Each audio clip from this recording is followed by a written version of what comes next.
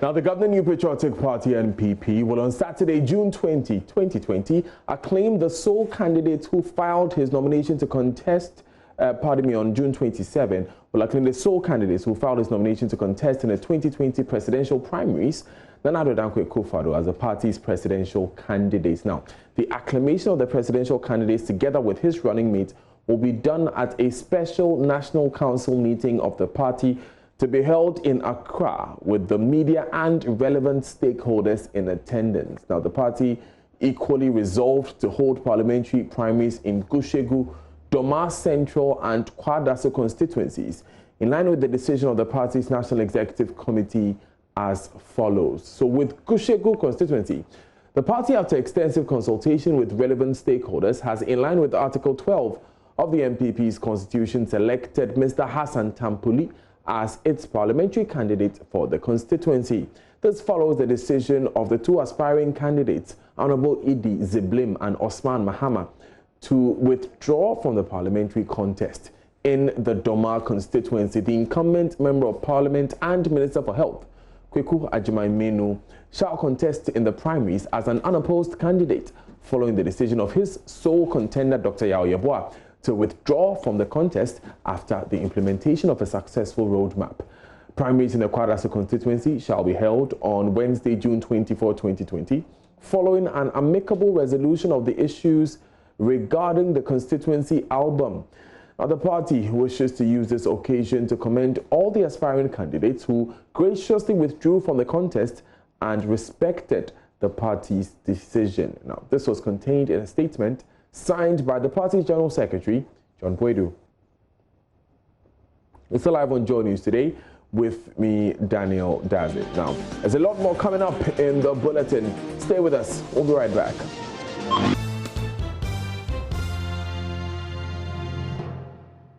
Now, in business, the Attorney General has described a proposal by founder of Capital Bank, William Atwesian, to refund 27 million Ghana cedis to the state as totally unacceptable. The state has meanwhile pressed 3 new charges against the founder of Unibank, Dr. Kwabena Dufo, bringing charges up to 71 from an initial 68.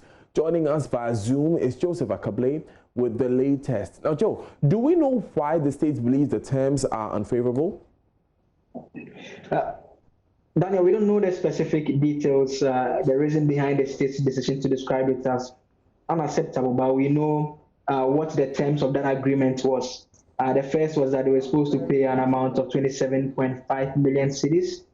He also had indicated they had already paid some 1.4 million cedis to the state, and then some cars, more than 10 of them, which he said he had brought into the country that was in the custody of the Economic and Organized Crime Office.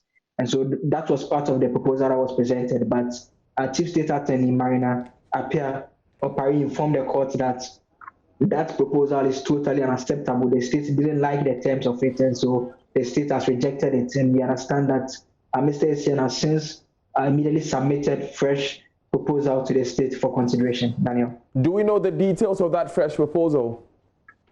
We don't know what the specifics are, but we understand that it's quite an improvement in terms of the terms that has been presented. And again, the state is making the point that it doesn't want the trial to be delayed as a result of negotiations with Mr. Essien, because the charges involved, there are 26 charges. There are 3 others who are standing trial with him.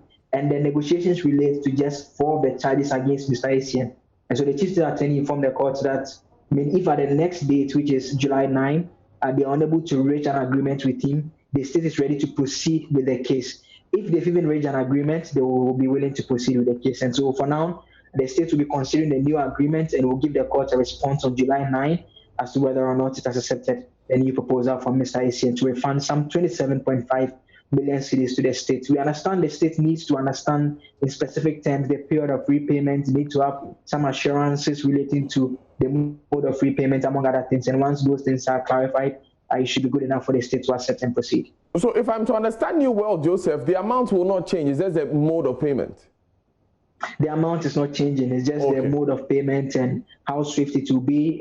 They understand that it has to be of a nature that the state can be sure that it's getting its money back. And so that is what is in contention now. Thanks, Joe. Now, related to this case is the Unibank one. New charges have been filed by the prosecution. Do we know what these charges are? The 3 new charges relate to falsification of documents. You understand the accounts of Unibank, some documents relating to it were falsified, which you understand again raises an issue of defrauding. And so those are the three new issues that the state prosecutors have brought to the court. And so they asked that the judge strikes out the old charge sheet and accepts the new one. And so that was granted by Justice Bright Mensah, who accepted that. And the accused persons were made to once again state their plea. All of them again pleaded not guilty to the charges against them. And so with that particular case, to the court has adjourned proceedings to the 16th of July for case management conference. So will this in any way delay the initial case? If not for the replacing of the charge sheet, it would have meant that the agenda for today would obviously have been at the start of trial, because the AG has been able to carry out the disclosure. They've made available all the evidence and in the form of documents that they intend to use against the accused persons. But once this was carried out, the substitution was done, the court had to take some time off for proceedings to commence fully on July 16th. But did the AG, Joseph, give us any reason for waiting till now to add these charges? We understand that it's in the course of doing the disclosures and putting together the documents, those are fresh facts that came to the knowledge of the state. The state says it doesn't change its case substantially since the facts support it, but it felt that those additional charges are in terms of crimes that they think have been committed, and they need to add those crimes onto the crimes that they've already leveled against them. Thank you, Joseph, for bringing us those updates. Joseph Akable goes to court for us here at Joy, and that brings us to the end of business. Up next is sports.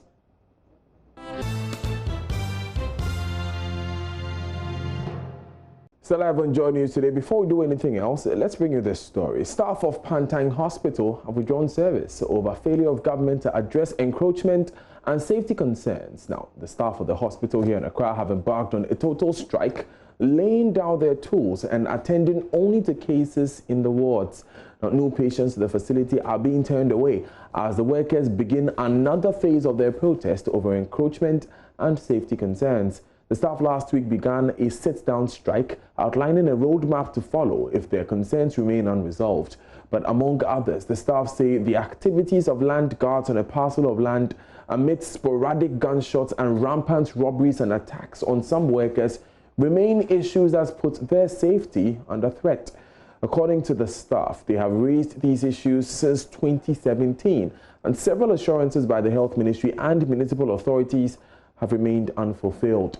Pantang local rep of the Ghana Medical Association, Dr. Alex Ansowusu, tells JoyNews they have had to take the measure to compel authorities to address their issues. He said for 3 years, the authorities have been talking, and this time they want to see action. He insists their lives are at risk, and so they cannot work under these conditions.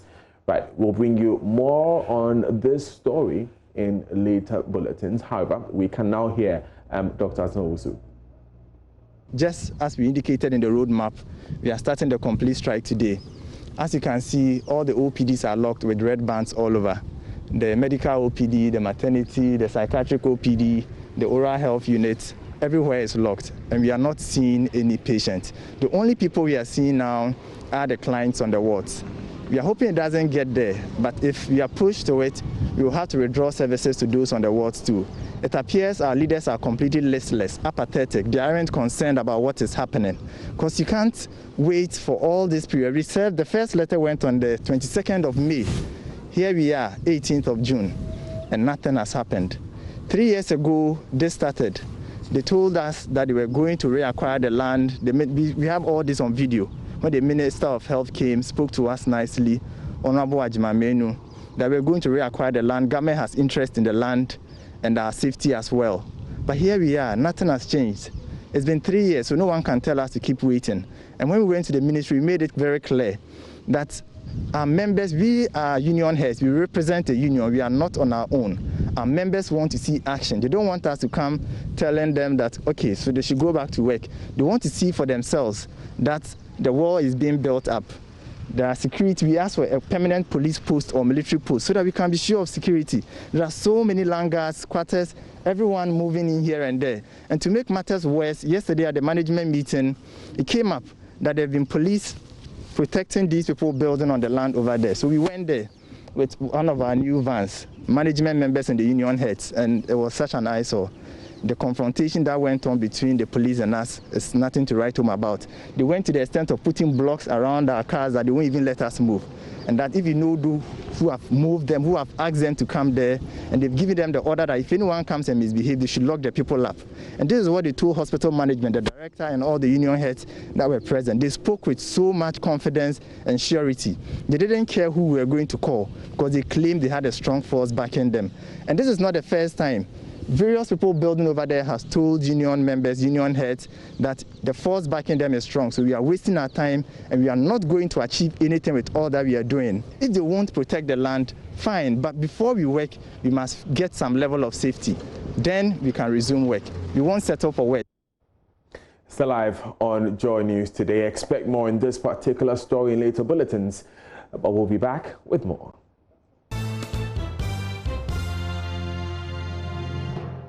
And Oreku joins us from home to bring us the sports segment. But Oreku, before we say anything, I should be calling you a prophet for properly predicting a walloping of Arsenal FC last night in that opening EPL game.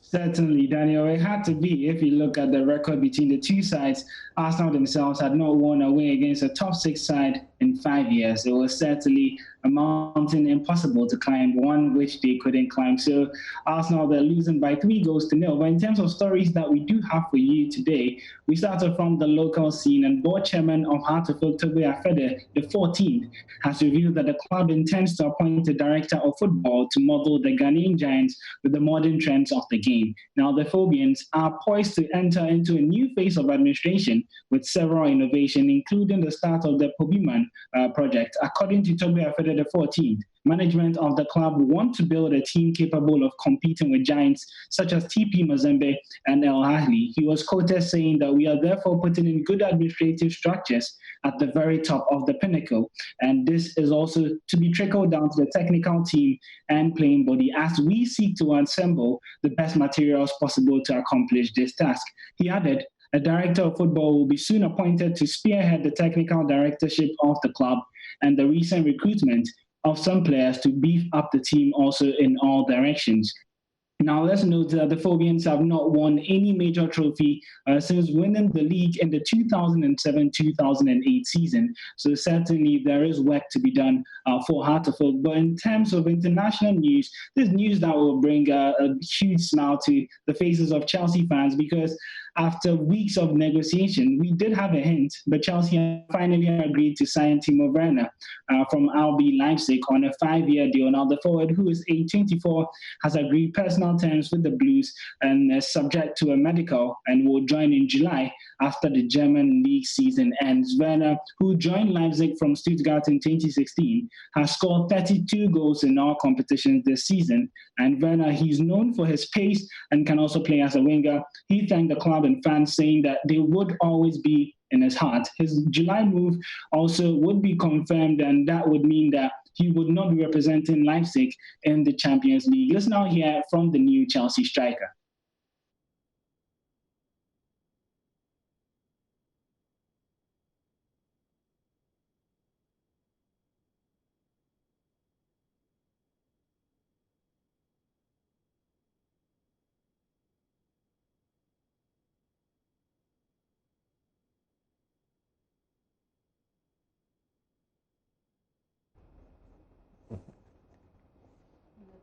So we have to apologize. We are unable to bring you that insert there. But Oreko, how much is Werner going to change the Chelsea game?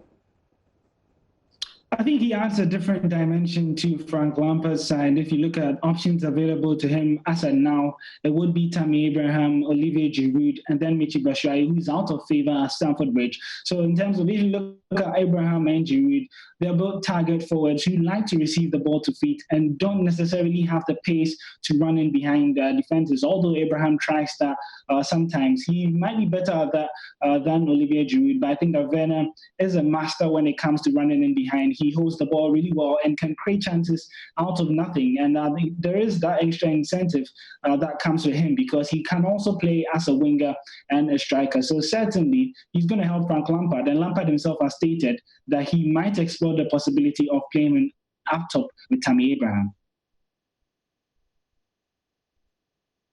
At this moment, we'll take world news next.